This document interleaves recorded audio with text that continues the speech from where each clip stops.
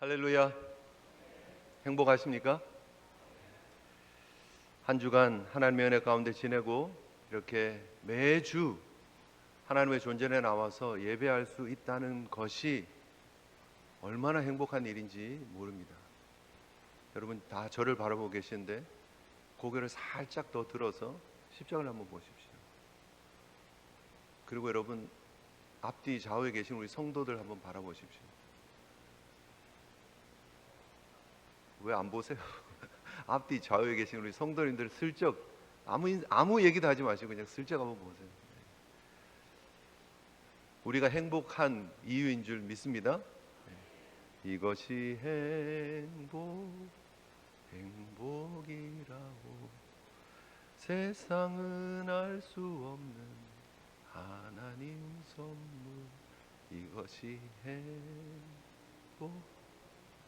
행복이라오.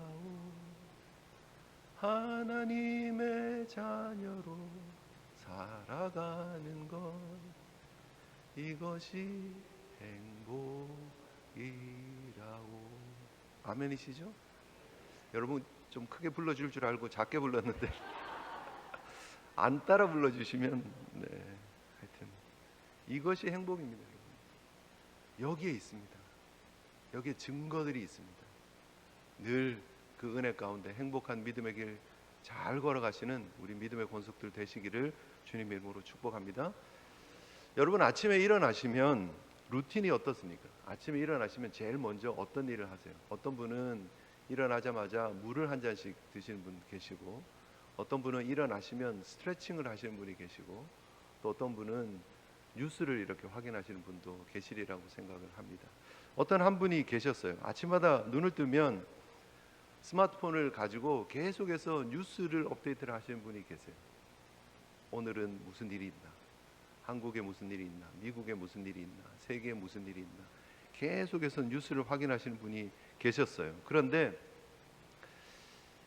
어느 날 그분이 이렇게 가만히 자신의 삶을 생각을 해보니까 너무 우울하대요. 자기가 너무 우울감이 가득 차서 정말 정신을 못 차리겠다라는 거예요. 그래서 도저히 해결이 안 돼서 정신과 전문의를 찾아가서 상담을 하기로 해서 의사 선생님을 찾아갑니다. 의사 선생님 만나서 왜 오셨습니까? 하니까 우울해서 왔습니다. 하루에 그 삶을 한번 저에게 쭉 얘기를 해주실 수 있습니까? 눈 뜨면서부터 주무실 때까지 하루를 보통 어떻게 보내시는지 쭉 얘기를 좀 해주시면 좋겠습니다. 뭐 그렇게 얘기를 하니까 자기는 아침에 일어나면 지금 뉴스를 보고 또 뭐 아침을 먹고 그다음에 출근하고 뭐 이제 그런 하루 일상에 대해서 쭉 나눴어요. 근데 그분이 듣더니 뉴스를 보신다 그랬는데 뉴스를 어느 정도 보시나요? 그랬더니 적어도 한 30분 이상은 봅니다. 그렇게 얘기를 해요. 그 의사 선생님 진단 처방이 아침에 뉴스를 보지 마십시오. 일상을 살아가면서 어쩔 수 없이 듣는 뉴스는 들을 수밖에 없지만 그 외에 일부러 억지로 찾아서 저기 동남아시아에서 있었던 지진 얘기, 저기 어디 다른 주에 있었던 총기 사건, 뭐 어떤 유럽에 있었던 뭐 무슨 뭐 테러 사건 뭐 이런 것들 다 찾아서 보지 말고 아침에 뉴스를 그냥 끊고 일상으로 빨리 들어가셔서 그냥 식사하시고 운동하시고 가서 삶의 자리로 가서 일을 하십시오라고 얘기를 했대요.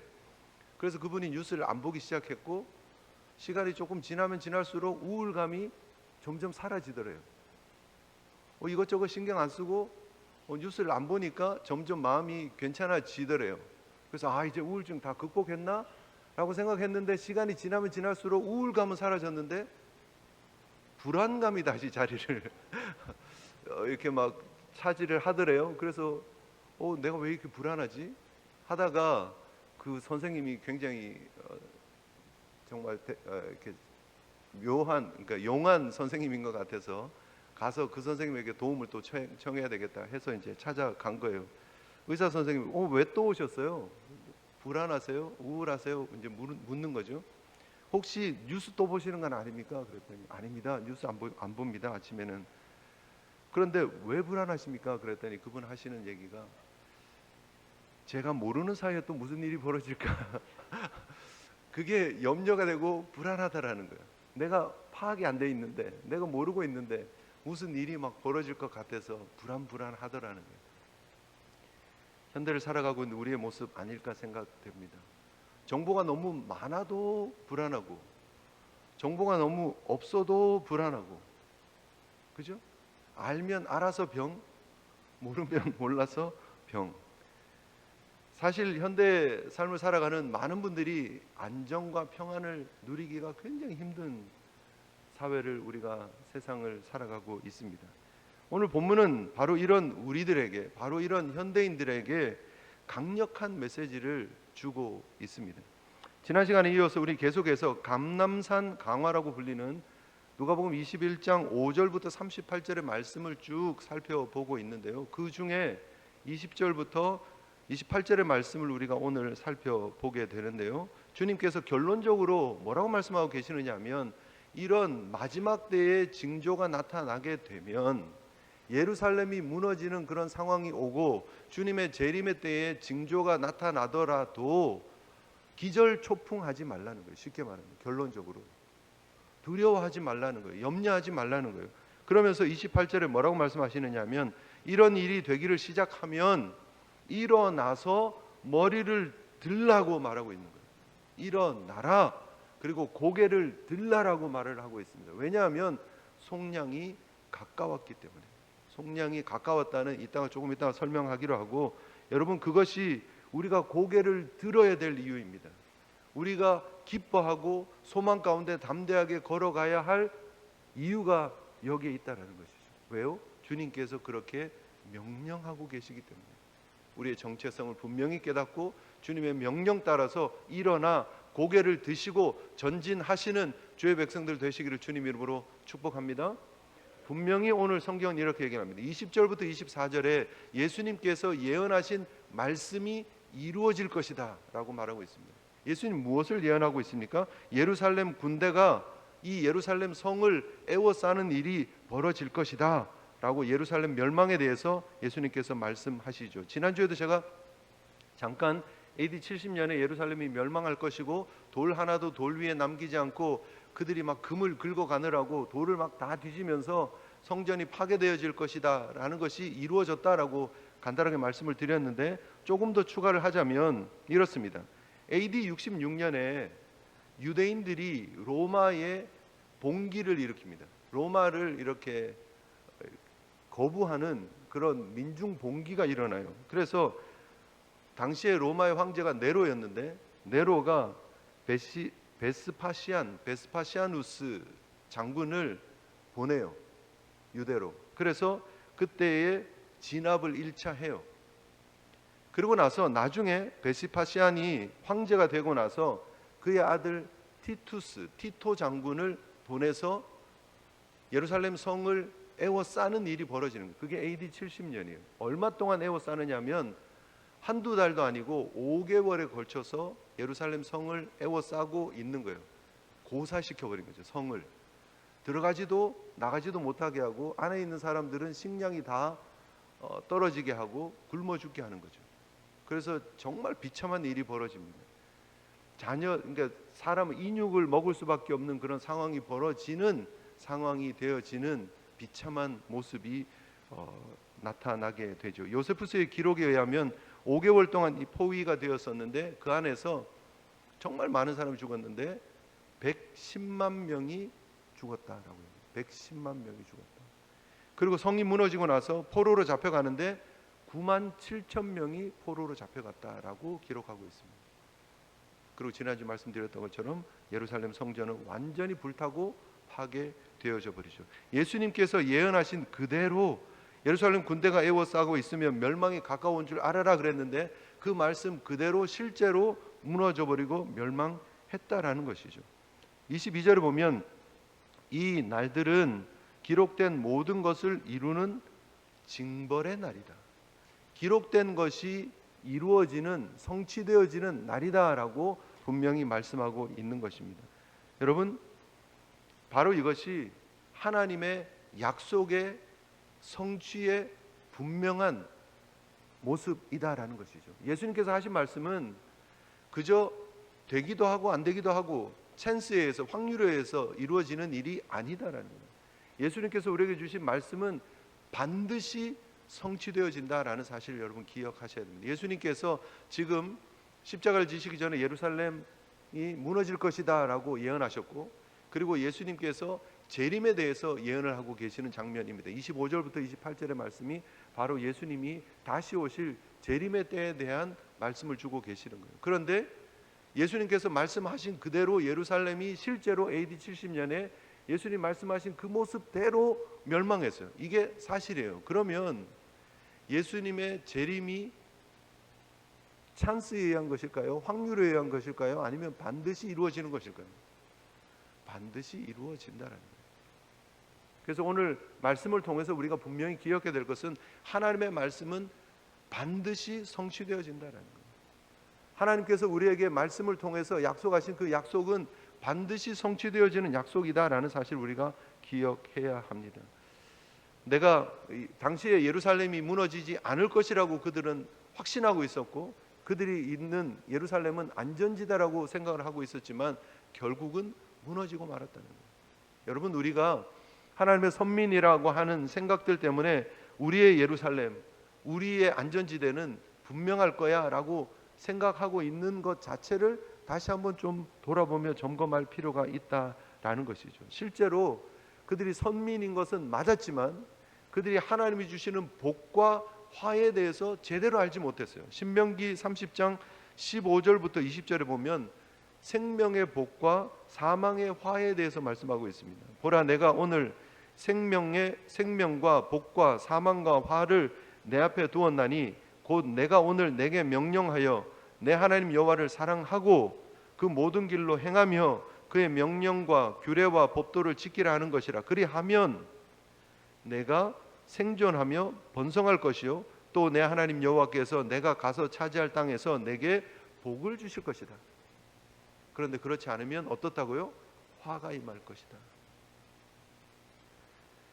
복과 화가 분명하게 주어지고 있다라는 사실을 이스라엘 백성들에게, 약속의 땅을 주신 하나님의 백성들에게 하나님은 분명히 하나님의 말씀 안에 거하고 하나님의 뜻대로 살면, 하나님을 사랑하면 복을 주시고 그렇지 않으면 화가 임할 것이라고 말씀하셨어요. 그런데 이스라엘 백성들은 성전만 바라보는 거예요. 껍데기만 붙잡고 있는 거예요. 그래서 하나님께서 그들을 향해서 회칠한 무덤이라고 얘기를 하는 거예요. 예수님께서 그들을 향해서 저주하고 그들을 향해서 채찍을 들 수밖에 없는 모습이 되어져 버렸다는 거예요. 강도의 구렬로 변해버린 성전을 어떻게 하나님이 가만히 내버려 두실 수 있겠느냐는 거예요. 그래서 멸하시는 거예요. 여러분, 우리도 돌아보아야 합니다. 우리가 자랑하고 있는 것, 우리가 의지하고 있는 것들이 있지 않느냐는 거예요. 물론 우리의 구원은 하나님의 은혜입니다. 이신칭이 분명합니다. 믿음으로 우리가 의로워지는 것 분명합니다. 그런데 그 하나님의 은혜 가운데 믿음으로 의로워진 우리의 걸음에 은혜에 합당한 믿음의 모습이, 하나님이 기뻐하시는 거룩한 산제물의 모습이 드러나고 나타나야 한다라는 거예요. 거룩한 산제사가 드려지는 거룩한 성전으로 매일매일 새롭게 변화되어야 되는 줄 믿습니다. 말로만, 입술로만 크리스찬이네, 예수님을 믿네, 나는 교회에 다니네 하고 있으면서 우리의 삶은 전혀 변화가 없다라면 생각해 보아야 합니다. 내가 정말 구원받은 하나님의 백성인가? 내가 정말 하나님의 구원의 은총을 받은 하나님의 백성인가? 내가 정말 천국에 속한, 내 이름이 천국에 하나님의 생명책에 기록되어진 하나님의 백성인가? 점검하고 돌아봐야 합니다. 그 은혜가 진짜라면 변화되지 않을 수가 없기 때문에, 그 은혜가 진짜라면 내 삶에 간증이 나타나지 않을 수가 없기 때문에, 그 은혜가 진짜라면 하나님이 기뻐하시는 거룩한 산제물로서의 삶이 드러나지 않을 수가 없기 때문에, 만약에 내 삶이 그렇지 않다면, 내 삶의 걸음이, 내 삶의 열매가 그렇지 않다면 돌아보고 점검해 보아야 한다라는 것이죠.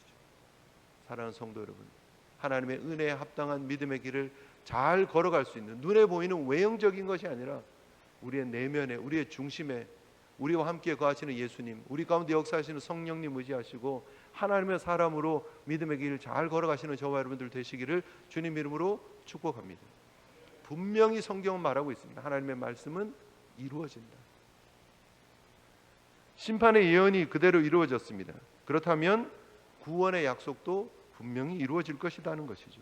징벌의 말씀이 그대로 성취되어졌다면 회복의 말씀도 그대로 이루어질 것이라는 것이죠. 예수님의 초림이 예언대로 이루어졌고 예수님이 십자가와 부활을 예언하셨던 것대로 십자가와 부활을 통해서 우리의 구원을 이루셨다면 구원의 완성을 위해서, 아까도 우리가 살폈지만 속량의 완성을 위해서 예수 그리스도께서 재림하실 것을 믿고 확신하고 그 재림의 주님을 만날 때까지 믿음의 온전한 길을 잘 걸어갈 수 있는 저와 여러분들 되시기를 주님 이름으로 축복합니다.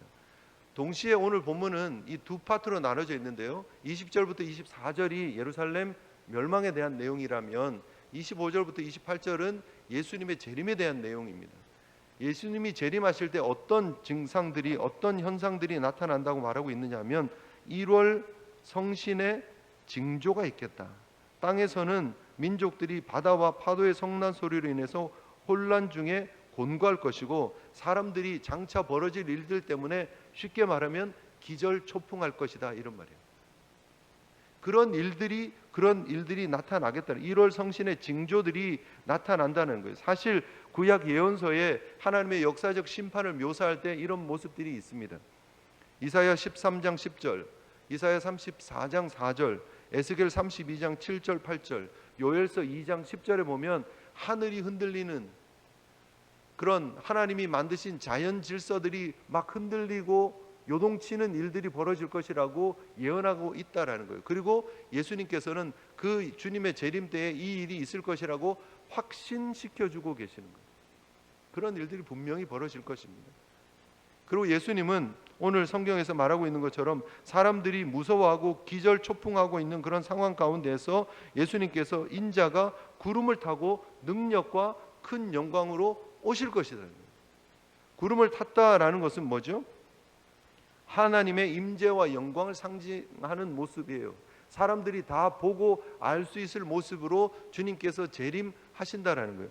다니엘서 7장 13절 14절 보면 이렇게 예언하고 있습니다. 내가 또 밤 환상 중에 보니 인자 같은 이가 하늘 구름을 타고 와서, 인자 같은 이가 하늘 구름을 타고 오실 것이라고 다니엘은 비전을 통해서 보았습니다. 그리고 그것을 예언을 하고 있습니다. 그런데 예수님께서는 분명히 확인을 하고 있는 거예요.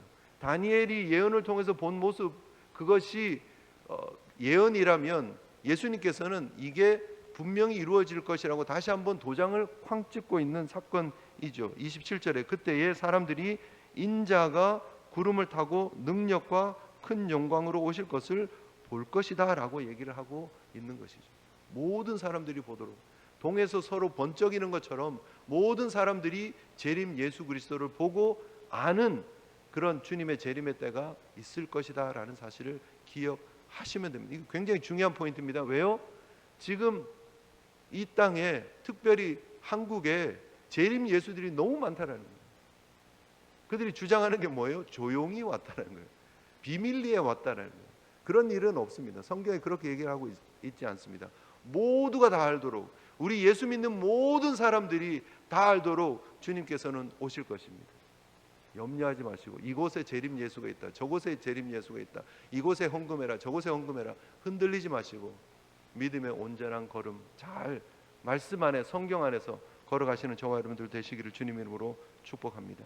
하나님께서 우주적 권세를 위임받은 신적 대리자, 즉 예수 그리스도를, 성자 예수 그리스도를 이 땅에 심판주로 보내실 그날이 다가오고 있다라는 사실 여러분 기억하시면 됩니다. 세상은 흔들릴 것입니다. 세상은 요란한 그런 소문들, 뉴스들로 난리일 것입니다. 여기저기에 자연재해가 있다, 큰일이 났다, 문제가 벌어졌다, 홍수다, 지진이다, 이런 일들이 분명히 계속해서 반복적으로 벌어질 거예요. 그런데 이것이 국지적으로가 아니라 전 세계적으로 벌어지는 때가 올 것이에요. 그때까지 크고 작은 지역적인 것들 보고 너무 염려하지 마시고, 오히려 그런 소리가 들리면 어떻게 하라고요? 우리의 신앙을 점검하고 일어서서 고개를 들고 우리의 속량을 기대하시고 바라보시는 저와 여러분들 되시기를 주님의 이름으로 축복합니다. 세상은 결코 우리를 넘어뜨릴 수 없습니다. 세상의 혼란스러운 소식들이 우리의 마음을 장악할 수 없습니다. 왜요? 우리 속에는 이미 복음이 있기 때문에, 우리 속에는 이미 기쁨의 소식이 가득하고 있기 때문에 그 우리와 함께 거하시는, 우리 가운데 역사하시는 성령님의 역사하심 바라보면서 믿음의 담대한 길을 걸어가시면 되는 거예요. 삶에 여러 힘든 일들이 있죠. 여러분, 상황들이 있어요. 그러나 그것 때문에 무너지지 않습니다. 결코 여러분 무너지지 않아요. 겁내지 마세요. 겁내지 마세요. 왜요? 하나님이 우리와 함께 하고 계시기 때문입니다. 로마가 AD 70년에 예루살렘 성전을 완전히 파괴시켰습니다. 그때 장군의 이름이 누구라고요? 티토 장군이라고 했어요. 티투스 장군이라고 그랬어요. 그런데 그 티토 장군이 성전을 완전히 무너뜨리고 나서 거기에 있는 성전 기물들, 성전에 있는 물건들을 가지고 로마로 돌아가서 승리의 개선 행진을 했어요. 로마 입구를 이렇게 지나가는, 로마를 향해서 이렇게 들어가는 행진을 했는데, 특별히 성물들 가운데 7가지가 있는 촛대 있죠. 그 촛대를 이렇게 로마 군인들이 이렇게 들고 개선 행진을 했던 그런 모습이 있었어요. 그 티토도 나중에 이제 황제가 되는데, 티토 장군이 81년에 죽거든요. 그래서 동생이 이제 왕이 됩니다. 도미티안 황제가 왕이 되는데, 황제가 되어서 그 형을 기리기 위해서 개선문을 만들어요. 그래서 아치 오브 티토 이렇게 해가지고 콜로세움하고 그 포로 로마노 사이에 보면 개선문이 하나 있는데, 개선문이 있으면 이렇게 안쪽에 이렇게 아치가 있잖아요, 그죠? 아치 하단에 보면 한쪽 하단에 부조가 붙어 있는데, 거기에 로마 군인들이 개선 행진을 하면서 금 촛대를 들고 걸어가는 모습이 이렇게 벽에 이렇게 조각은 아니고요, 부조로 이렇게 붙어 있어요. 한쪽 면만 보이게 깎아놓은 그런 부조가 이렇게 붙어 있는데, 그들은 그것을 개선문에다가 만들면서 그 로마의 화려한 그런 모습들, 그리고 힘 있는 모습을 드러내면서 뭘 자랑합니까? 우리가 골칫거리 유대인들 끝냈다예요. 골칫거리 유대인들. 로마 황제 숭배하라 그러니까 절대 우리는 안 됩니다, 우리는 야훼만 섬깁니다 했던 이 유대인들을 예루살렘 성전을 파괴하면서 이제는 끝냈다, 유대인들 끝이라고 하는 표현으로 그들이 그 개선문에다가 부조를 만들어 붙이는 거예요. 그들이 그렇게 성스럽게 여겼던 금촛대 우리가 가지고 왔지라고 하는 그런 조롱과 놀림의 그런 모습이죠. 그런데 여러분, 그렇게 유대인들을 끝냈다, 그리고 그 저변에 그 마음속에 야훼도 끝이야, 우리가 저 유대인의 신 야훼를 정복했다라고 하는 의미로 그걸 붙인 거예요. 그런데 여러분, 우리가 잘 아는 것처럼 야훼가 끝이 났습니까? 하나님이 정복되었습니까? 그렇지 않다는 거예요. 오히려 그들이 정복했다라고 생각했던 그 로마 제국이 무너져 버렸다는 사실을 우리는 역사를 통해서 잘 알고 있습니다. 하나님은 여전히 강력하게 하나님의 나라를 확장해 나가고 계시고 하나님의 구원의 역사를 이루어가고 계시는 줄 믿습니다. 그래서 우리가 여기 있는 거예요.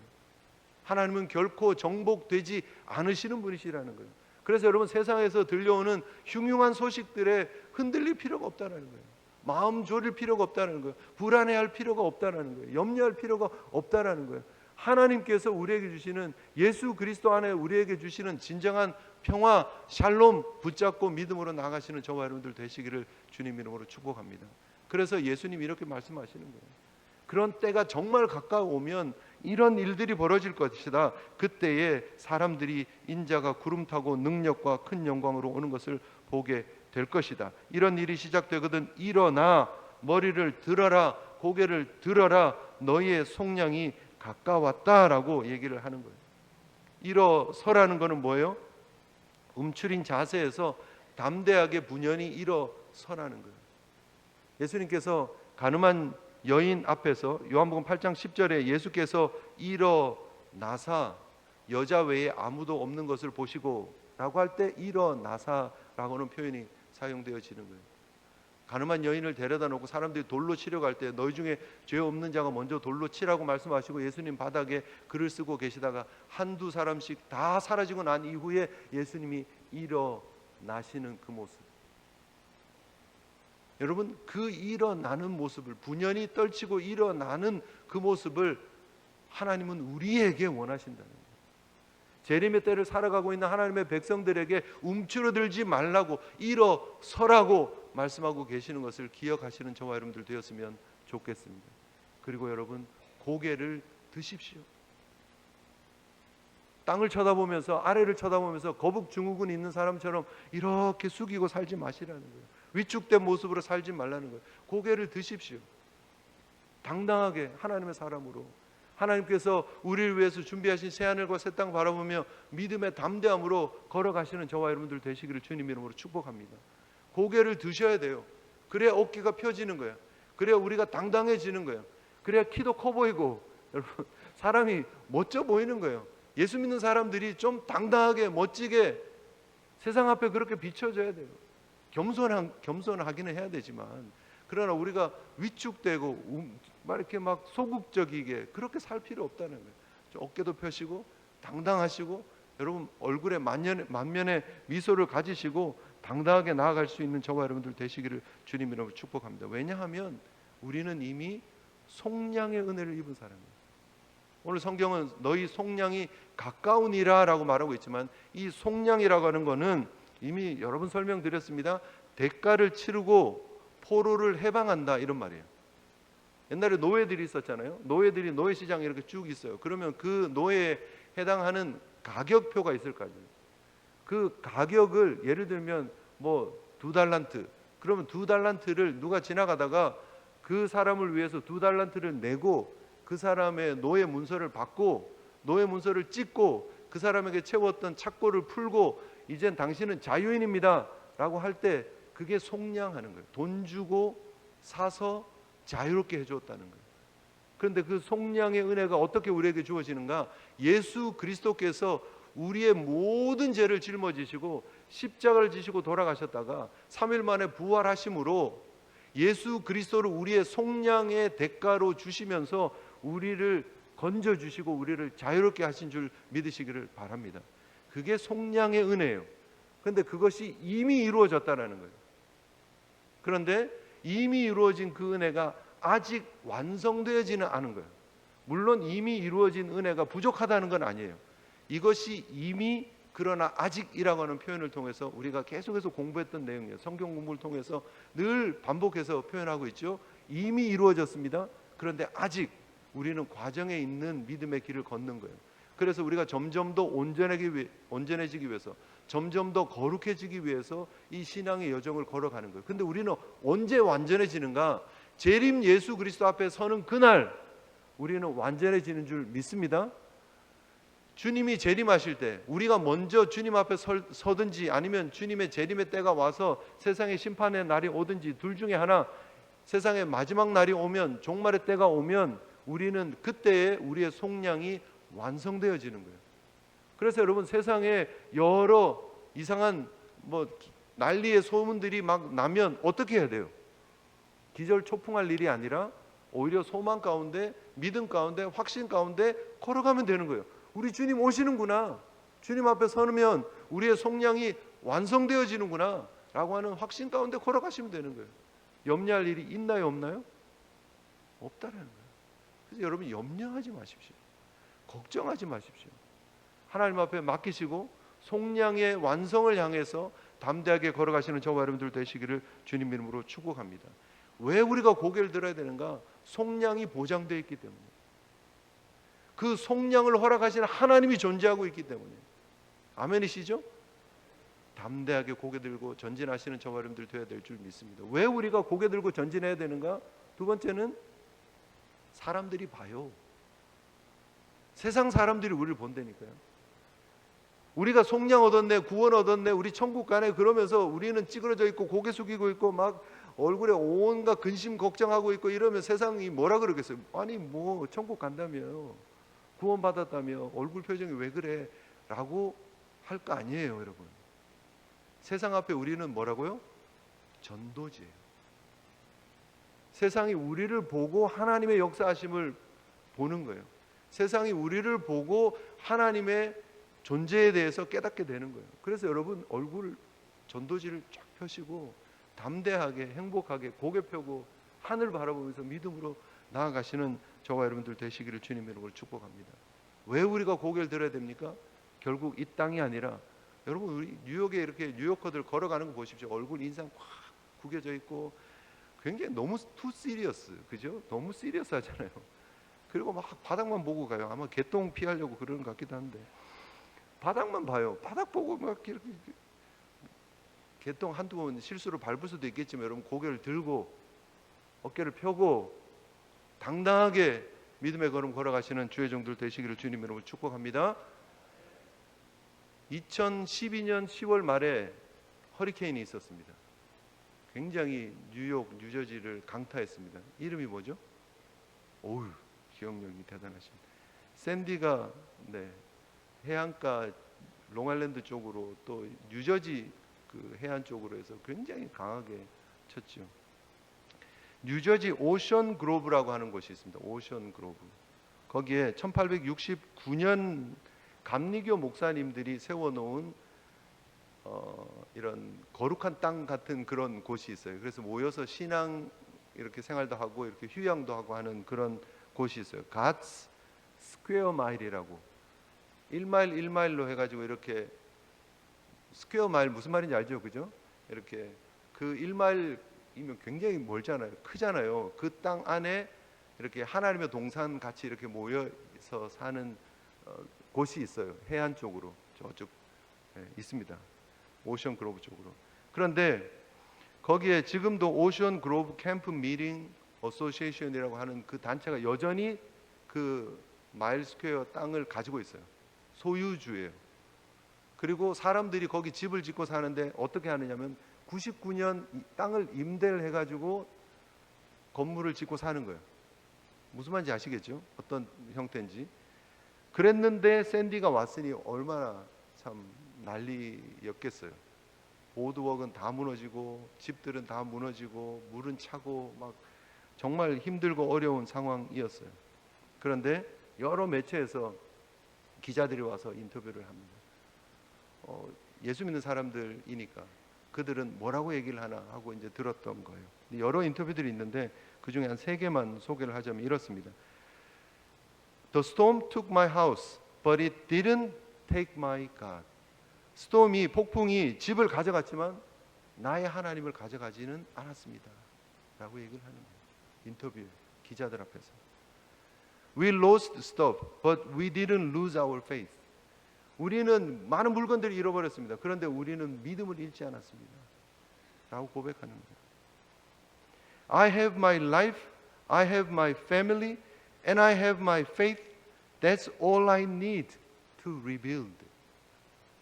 나에게 생명이 있고 가족이 있고 믿음이 있습니다. 이것이면 다시 재건할 수 있습니다.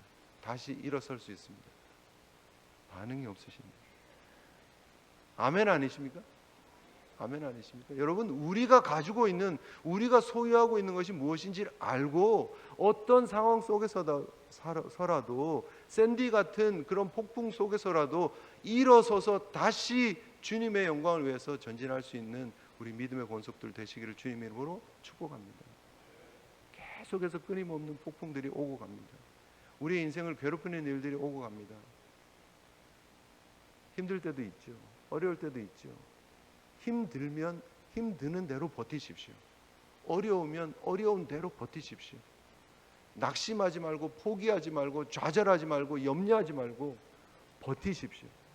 그리고 다시 일어나시고 고개를 드시는 주의 백성들 되시기를 주님 이름으로 축복합니다. 우리 가운데 허락된 속량의 완성을 향해서 믿음으로 나아가시는 저와 여러분들 되시기를 주님 이름으로 축복합니다.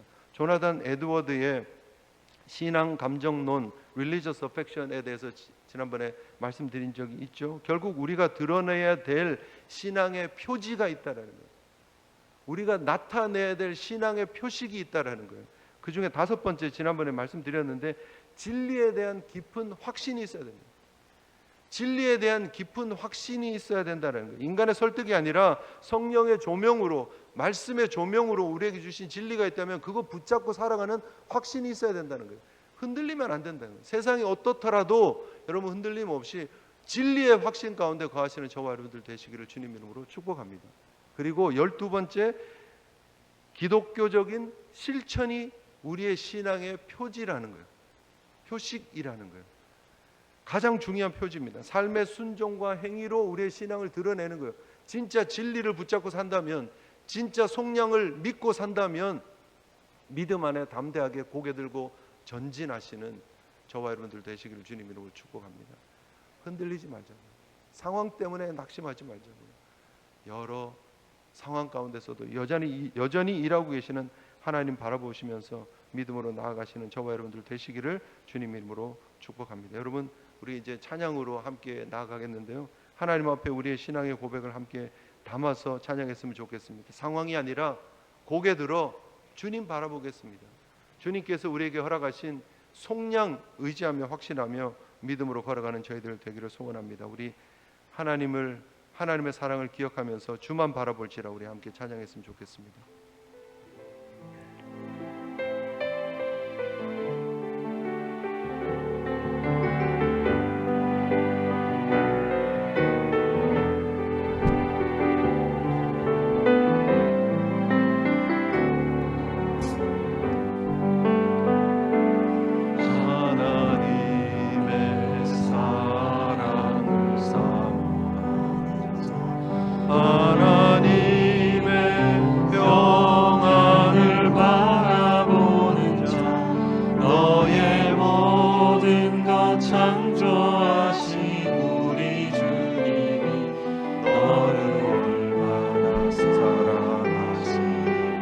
하나님께 찬양과 경배,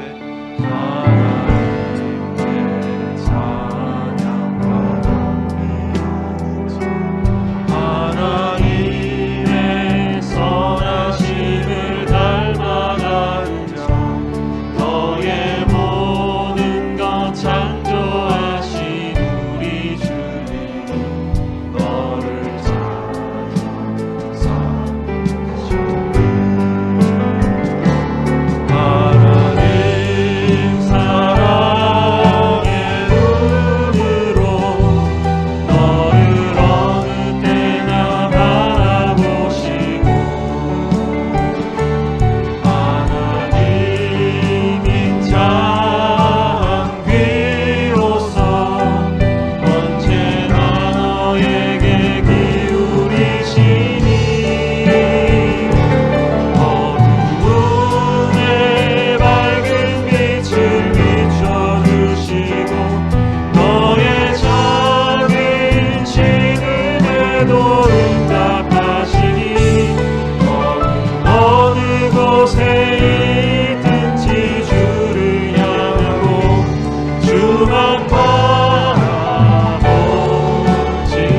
하나님 사랑의 눈으로, 하나님 사랑의 눈으로 너를 어느 때나 바라보시고,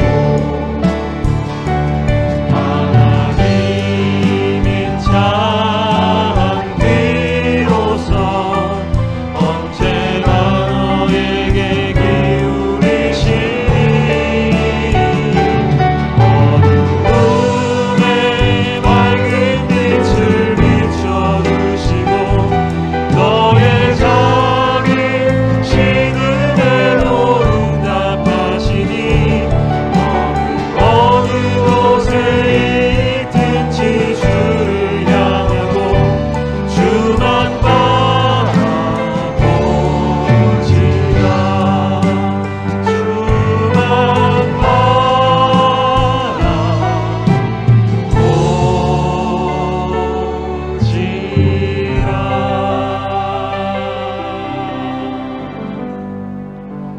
하나님 앞에 올려드린 이 찬양의 가사처럼 하나님 앞에 우리의 믿음의 간증, 우리의 믿음의 고백을 드리면서 우리 함께 기도하는 시간 가졌으면 좋겠습니다. 우리가 살아가는 이 세상은 앞으로도 계속해서 흔들릴 것입니다. 전쟁의 소문은 계속 들려올 것입니다.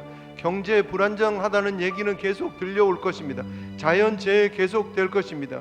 우리의 삶 가운데 여러 가지 어려움이 계속해서 폭풍처럼 지나갈 것입니다. 그런데 여러분, 두려워하지 마시고 기절하지 마시고 우리와 함께 하시는 하나님 바라보며 일어서 고개 드시고 속량을 바라보며 속량의 완성을 향해서 전진하시는 저와 여러분들이 되었으면 좋겠습니다. 우리 가운데 이미 내주하시는 성령님, 우리 가운데 일하고 계시는 예수 그리스도 바라보며 믿음의 전진을 끊임없이 이어갈 수 있는 저희들 되게 해달라고 우리 함께 결단하면서 기도하며 나갔으면 좋겠습니다. 기도하시겠습니다.